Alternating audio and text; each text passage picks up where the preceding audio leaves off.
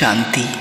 জীবন থেকে শান্তি শব্দটা কেমন যেন বিলুপ্ত হয়ে চলেছে। কখন মনে হয় টাকা দিয়ে হয়তো শান্তি কেনা যাবে, হয়তোবা ভালোবাসা দিয়ে, অথবা উপকার দিয়ে। আসলে শান্তিকে কোনো জিনিস দিয়েই কেনা যায় না, তা বলা অসম্ভব। টাকার বিছানায় ঘুমিয়েও ধনী ব্যক্তিটি চিন্তায় থাকে, ঘুমিয়ে গেলে হয়তো আমার অর্থ চুরি হয়ে যাবে। এমন অনেক টেনশন আছে যা ধনী ব্যক্তিদের শান্তির ঘুমাতে দেয় না।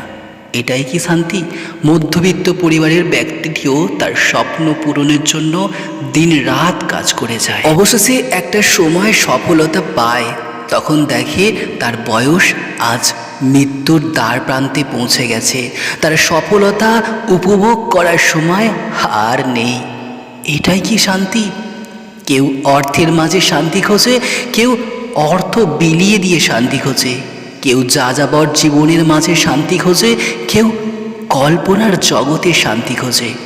এখানে মজার ব্যাপার হলো, সবাই শুধু শান্তির খোঁজ করে, কিন্তু কেউই শান্তি খুঁজে পায় না।